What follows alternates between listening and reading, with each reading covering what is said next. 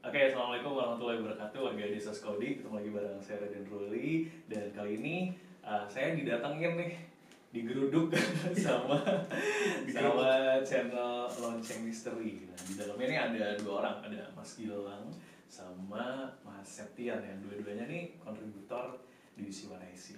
Wah, pokoknya ceritanya keren-keren. Dan kali ini teman-teman dari Lonceng Misteri mau bagi-bagi cerita nih. Nah, Mas Gilang, sudah siap? Siap. Oke. Langsung aja warga Sukawudi, ini dia cerita dari Mas Gilang. Do you see what I see? Exclusive on Spotify. Download Anchor untuk bikin podcastmu gratis.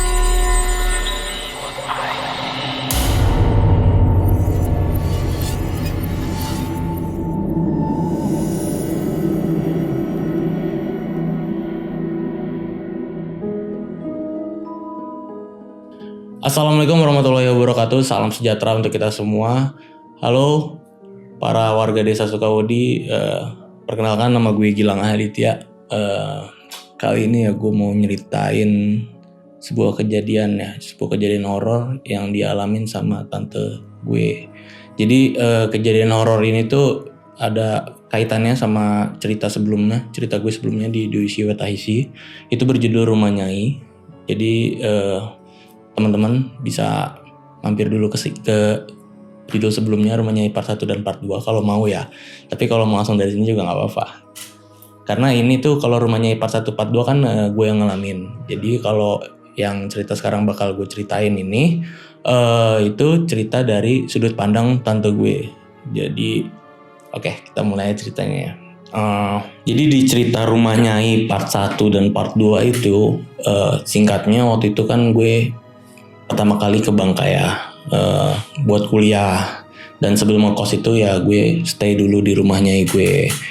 Nah, rumah nyai gue itu emang bangunannya bangunan Belanda, rumah tua banget. Bangunannya pun masih bentuknya bentuk asli, paling cuma direnov catnya doang gitulah. Sekilas bayangannya kayak gitu ya. Dan di cerita Rumah Nyai part 1 dan part 2 ini, gue dan tante gue banyak mengalami kejadian-kejadian horor, dan memang ternyata tante gue itu emang udah nggak aneh lagi sama kejadian-kejadian di situ gitu loh. Terus kali ini gue bakal nyeritain versinya tante gue. Jadi kejadian horor yang dialamin sama tante gue, Tante Sinta namanya. Oke, waktu itu kejadiannya pertama kali nih, tante gue tuh tinggal di rumah ini dari zaman dia kuliah. Dari zaman dia kuliah dia udah di situ. Karena rumahnya dia itu waktu itu jauh ya dari tempat kuliahnya. Kebetulan ada rumah nyai gue ini, dia tinggal di situ lama dari zaman kuliah sampai dia dapat kerja. Dan dia banyak mengalami pengalaman horor ya di situ. Suatu malam, tante gue sebut aja kan namanya tadi Tante Sinta. Tante Sinta ini emang nama asli sih. Jadi Tante Sinta ini lagi tidur di kamarnya. Nah, waktu itu dia tidur, kebangun. Karena dia kebangun tidurnya itu denger suara berisik dari luar kamarnya dia. Waktu dia bangun, ya kita kalau bangun tidur gimana sih? Kayak pusing kan, terus mata berat, terus kita mikir macem-macem, aduh apaan sih nih? Berisik banget. Dia mikirnya itu TV di ruang keluarga yang belum dia matiin. Dia mikirnya TV, oh ini TV kali ya belum gua matiin. Tadi gitu. Kalau dia biasanya sebelum tidur dia selalu nonton TV kan. Jadi akhirnya dia nyoba beranjak lah dari kamar. Jadi dia nyoba beranjak dari kamar. Nah, suara berisik-berisik ini ya gue jelasin, jadi suara kayak orang ngobrol gitu. Kayak suara orang ngobrol banyak gitu. Tahu lah kan kayak suara nggak jelas gitu, rame kayak orang ngobrol, kayak orang saut-sautan gitu, berisik orang ngobrol tapi nggak tahu pakai bahasa apa. Nah, pas dia buka kamar itu tuh langsung pandangan kita ke arah ruang keluarga. Nah, sebelah kirinya ini ruang tamu. Jadi TV-nya ada di ruang keluarga. Jadi kalau buka pintu itu harusnya kalau TV nyala cahayanya kelihatan nyanter ke ruang keluarga itu. Jadi kelihatan gitulah. Nah, ini pas dibuka kamar itu nggak ada cahaya TV-nya. Berarti CCTV-nya ini mati. Dan ternyata suara orang ngobrolnya itu tuh dari arah ruang tamu. Nah, dia udah mikir kan di situ, oh ini nggak beres. Karena ya sebelumnya dia udah banyak ngalamin kan kejadian-kejadian horor juga kan di situ. Nah pas dia ngalamin pada malam itu ya dia mikir, oh ini nggak beres nih. Karena nggak mungkin ada orang lain di rumah itu selain dia, karena kan dia tinggal sendiri. Nah akhirnya dia memberanikan diri lah di situ.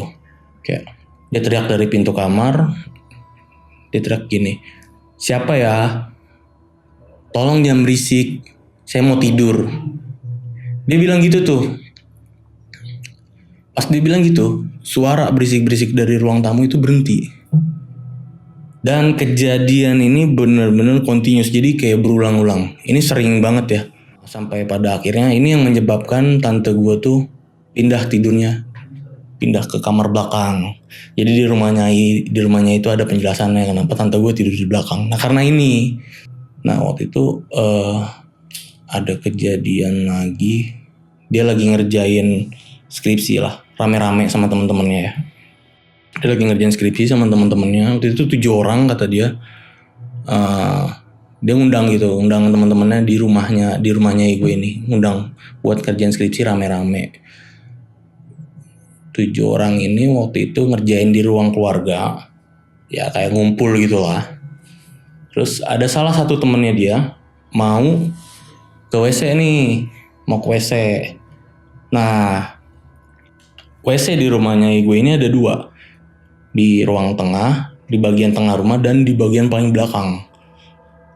Pas dia mau ke WC bagian tengah, ternyata ada orang.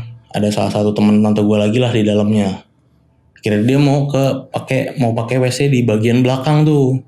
Posisi dia BAB ini, maksudnya posisi dia di ruangan di WC ini, si tembok pembatasnya ini, tembok pembatas sama gudangnya ini itu ada di sebelah kanan dia. Jadi si bak mandi ini sebelah kiri, ya kebayang lah ya kayak gitu. Nah itu tuh selama di BAB tuh kok kepalanya dia tuh kayak kejatuhan sesuatu gitu, kayak kejatuhan sesuatu. Pas diginin, apaan sih nih gitu loh. Kirain, yaudah dilanjutin terus kan. Terus jatuh lagi. Pas dilihat ternyata itu rambut. Oh kok rambut? Dia mikir pertama rambut dia rontok kali ya. Yaudah dibiarin. Terus kok kejatuhan lagi, plok. Dia jadi kayak pas diginiin, kok banyak banget. Rambut dia rontok nggak mungkin sebanyak ini gitu loh. Ya udahlah akhirnya dia hiraukan lah ya. Maksudnya dihiraukannya itu dalam artian oke lah gue cabut aja deh kali, nggak usah lama-lama nih gue.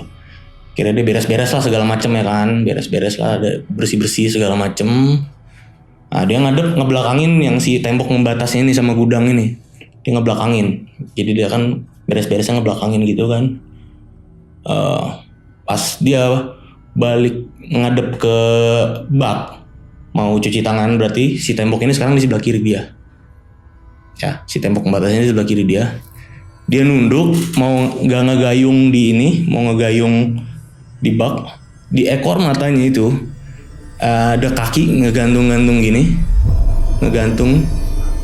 Terus pas dia lihat ke kiri gini, itu ada kuntilanak duduk di atas tembok pembatasnya itu, ngeliatin dia begini, kakinya goyang-goyang.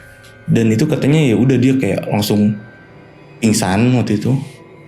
Nah si temen-temennya itu nyariin dia, kok gak keluar WC, ya kan, lama banget.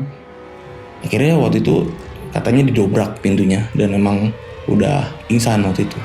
Nah dia cerita lah kenapa dia pingsan, karena itu. Nah terus ini waktu kejadian yang barusan itu sebelum gue datang ya, time frame-nya itu sebelum gue datang ke rumah itu. Nah sesudah gue datang kan makin banyak nih kejadiannya, makin banyak kejadian yang dialamin di rumah itu, yang gue alamin, yang tante gue alamin. Nah, sampai ketika waktu itu gue udah jarang ke rumahnya ibu ini. Tante gue ngadain pengajian sama teman-teman kantornya. Waktu itu ya diajak lah teman-teman kantornya berapa belas orang, gue lupa. Yang pasti itu rata-rata cewek. Jadi cowok cuma 2 orang ya katanya. Si cowoknya ini cuma 2 orang. Mulailah pengajian kan. Ya pengajian ini tujuannya emang untuk ya buat selain buat ya ibadah apa gimana kan, ya biar rumah nih enak gitu loh, karena rumahnya ini udah banyak banget, makin banyak gangguan-gangguan anehnya lah dari sebelum-sebelumnya. Nah, terus mulailah pengajian kan. Nah, namanya orang pengajian kan kayak berirama gitu kan, bareng gitu kan, berirama. Terus di tengah-tengah pengajian ada salah satu temennya tante gue ini, dia tuh kayak beda sendiri. Jadi yang lain ngaji, dia tuh kayak kikikan sendiri gitu. Nah, yang temen di sampingnya ini kayak ngapain lu kayak gitu. Terus masih tetap si ya sebutnya temen tante gue ini namanya Tari lah. Si Tari ini masih tetap kayak gitu ya. Kalau tawa. Terus yang ya udah samping kiri kanannya mulai kenapa pada kayak gitu kan. Terus ya singkat cerita ngeh lah semuanya ini. Kalau si Tari ini nggak beres, ada yang nggak beres sama si Tari ini. Terus pengajian berhenti. Ya waktu itu si Tari dikatakan kesurupan lah ya. Terus yang lain pada megangin apa gimana, karena makin parah kan kesurupannya makin parah. Jadi dia kayak teriak-teriak, ketawa-tawaan segala macem. Terus ada salah satu temannya tante gue ya inisiatif buat minta bantuan sama pemuka agama lah kayak gitu, buat nolongin si yang kesurupan ini, karena nggak ada yang ngerti. Tante gue sama teman-teman ini nggak ada yang ngerti sama gimana buat nyembuhin orang kesurupan gitu loh.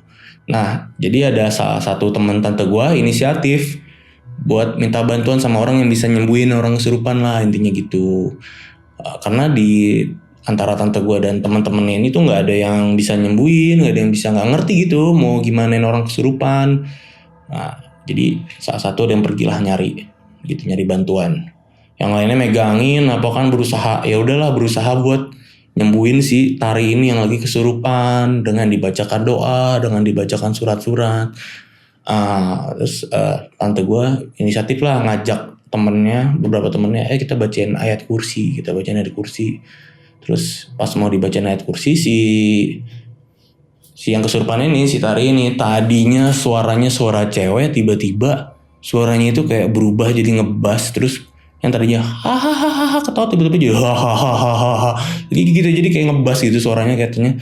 Terus yaudah tante gue dan yang lainnya baca surat ayat kursi kayak Allahu la ilaha illa huwal hayyul qayyum, kayak rame-rame gitu, la ta'udzu sinatun, kayak yaudah begitu terus. Nah tapi sepanjang tante gue baca ayat kursi ini, si Tari ini yang lagi kesurupan, dia itu niruin bacaan ayat kursinya tante gue sambil ngeledekin. Jadi kayak Allahu la ilaha illa huwal qayyum, kayak terus si yang kesurupan ini kayak Allahu la ilaha illa huwal qayyum, ketawa-tawa. Jadi sepanjang dibacain ayat kursi itu kayak gitu loh. Jadi ngikutin, ngetawain. Dan akhirnya tante gue kesel kan di situ, emosi apa gimana, akhirnya dia berhenti baca. Tante gue ngebentak si Tari yang lagi kesurupan ini. Intinya kayak gini, dia ngebentak kayak, lu yang lagi di dalam, apa siapapun yang lagi ada di dalam tubuh temen gue, kayak keluar lo kalau berani, kata tante gue gitu. Jangan beraninya di dalam tubuh temen gue doang, katanya gitu. Tante gue teriak gitu karena emang udah emosi. Tante gue emosi karena ayat kursi ini diledekin sama yang lagi kesurupan ini. Terus tiba-tiba yang kesurupan ini, yang tadinya mata pandangannya kemana-mana, dia melotot ke tante gue begini, terus kayak senyum ke tante gue, terus kayak ketawa gitu. Itu terus tenaganya itu kan yang si cowok dua megangin ya, itu lepas, bener-bener lepas, tenaganya kenceng banget katanya. Jadi lepas dari pegangan teman-temannya, lepas dari pegangan temennya ini. Nah si Tari ini yang lagi kesurupan ngeraih salah satu Al-Quran di depannya dia tuh, ngeraih gitu. Jadi sempat ngeraih kayak kepegang bentar gitu, kebuka, jadi sempat kayak disobek gitu. Terus yang lain keburu langsung gitu pegangin. Terus udah tuh pegangin. Jadi dia sempat ngerobek Al-Quran itu, dan untungnya nggak langsung kayak dipegangin cepat-cepat gitu loh sama yang lainnya. Nah sampai kebetulan yang temennya tante gue ini nyari bantuan sama orang yang bisa nyembuhin, datang si orang yang bisa nyembuhinnya, dan akhirnya berakhirlah malam yang mengerikan itu pada malam itu ya. Semenjak itu banyak gangguan yang emang dirasain tante gue, dan itu berimpact pada badannya, kayak fisiknya gitu, kayak ngaruh sama fisiknya gitu. Jadi kayak yang tadinya sebelumnya gangguannya banyak, tapi gangguan-gangguan minor dong, kayak bunyi-bunyi, kayak gitu-gitu kan gangguannya. Tapi sekarang udah kayak main fisik. Terus ya udah, emang udah menurut tante gue udah hard banget. Jadi ada suatu malam waktu itu tante gue lagi sholat di kamarnya. Jadi tante gue waktu itu lagi sholat di kamarnya, rokaat terakhir sujud. Kan udah sujud, duduk.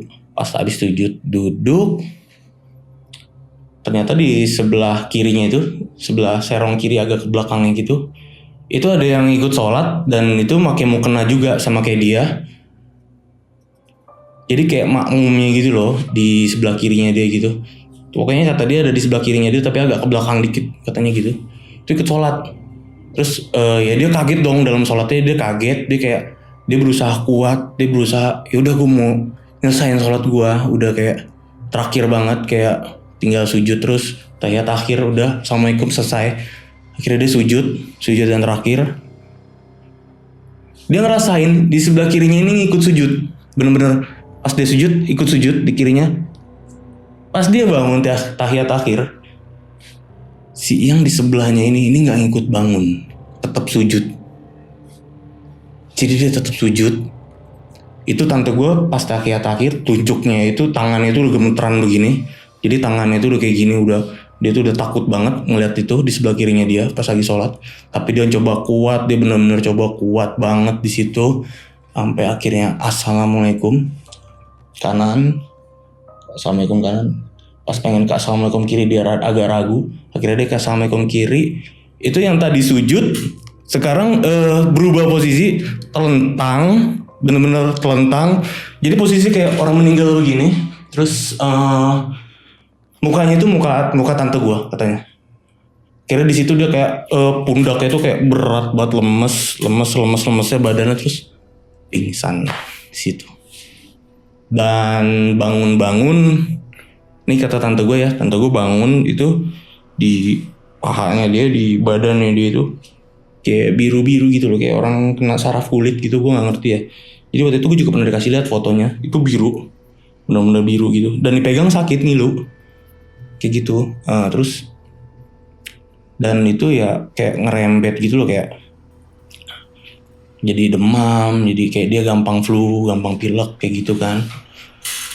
Terus sampai pada akhirnya kan dia agak sakit gitu kan, kayak sakit bolak-balik, kayak rawat jalan lah ke rumah sakit, dikasih obat ini itu. Terus sampai nyokapnya tante gue ini bukan nyai gue, jadi nyai gue sama nyokapnya tante gue ini kayak saudara adik kakak.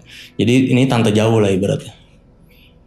Nyokapnya tante gue ini datang ke rumah nyai gue buat nemenin tante gue yang lagi sakit kan, buat ngerawat tante gue di situ. Kan tante gue pun disuruh pulang aja nggak mau, udah di sini aja dulu katanya gitu kan. Siapa tahu sembuh bisa langsung kerja, tante gue gitu mikirnya. Ya udah waktu itu jalanlah seperti biasa, dan ya tambah parah ya, badannya makin hari makin parah. Sampai suatu ketika waktu itu tante gue lagi sholat lagi. Nah jadi si tante gue tuh kamar kan di belakang. Nah nyokapnya ini tidur di kamar yang biasa tempat gue tidur ini, yang di kamar depan. Jadi dia nggak tidur bareng, karena emang kasur yang di kamar tante gue ini kasur single gitu loh, nggak cukup buat berdua. Karena yang di kamar depan pun kasur single. Terus misal lah mereka tidur kan. Waktu itu tante gue udah tidur, kebangun tengah malam katanya jam 12:30 sekitar segitulah, pokoknya lewat jam 12. Dia inget dia belum sholat isya waktu itu. Padahal itu badannya katanya udah lemes banget ya. Jadi Waktu itu makan juga katanya udah susah kan. Dia nyoba lah ngambil air wudhu segala macem, nyoba sholat ya kan. Di tengah-tengah dia sholat ini katanya banyak banget gangguannya dari yang pintu di tertak kayak pakai jari gitu loh, tertak pintu kamarnya dia tertak karena kan kamarnya dia emang benar-benar ada di lorong di koridor rumah itu kan, tertak ada yang lewat tertak lagi bunyi. Terus yang paling parah itu di kamarnya dia ada lemari di agak samping serong depan gitu ada lemari tapi agak jauh posisinya. Itu dia ngeliat benar-benar lemarinya itu kayak dia mau buka tapi kayak nggak jadi gitu, buka nggak jadi. Jadi kayak itu tuh benar-benar ngeganggu sholat dia banget. Tapi alhamdulillah dia selesaiin sholat dia sampai selesai, nggak ada apa-apa pada malam itu. Sampai di mana dia zikir tuh kan dia nunduk ya, dia nunduk begini. Pas dia nunduk zikir itu tiba-tiba kayak ada kain putih di depan matanya dia jatuh ke bawah, dan itu ternyata kain mukena yang dia pakai itu jatuh di depan mata dia. Pas dia nengok ke atas kayak gini, itu dia ngelihat badan dia pakai mukena sama lagi kayak gini posisinya, lagi kayak gini dia, tapi mukanya bukan muka dia lagi. Itu katanya udah dia inget katanya mata doang merah gitu, muka pucat mata merah. Itu lagi gini ngeliatin dia benar-benar depan mukanya. Di situ dia langsung teriak seteriak-teriaknya, benar-benar kaget banget. Dan sampai nyokapnya itu bangun buka pintu kamar tante gue dan nenangin tante gue. Benar-benar itu sesudah itu ya, itu sakitnya makin parah besoknya. Dan ya akhirnya dirawat inap. Dan ya akhir cerita tuh dia nggak mau lagi tidur situ karena emang dari dia nggak mau, dari nyai gue pun ya nyaranin udah jangan tidur situ dulu, kayak pindah dulu, jangan tidur situ lagi. Ya jadi itulah sedikit cerita dari sudut pandang Tante Sinta ya buat rumah nyai ini. Jadi ya buat yang mau mampir nih ke channel Lonceng Misteri, channel gue dan Mas Tian, gampang banget, langsung cari aja Lonceng Misteri, bisa subscribe di situ dan nonton juga videonya. Dan makasih banget nih buat para warga desa Sukawedi yang udah dengerin dari awal sampai habis. Mohon maaf kalau dari cerita ini banyak kekurangannya. Dan ya, gue Gilang Aditya izin pamit. Wassalamualaikum warahmatullahi wabarakatuh.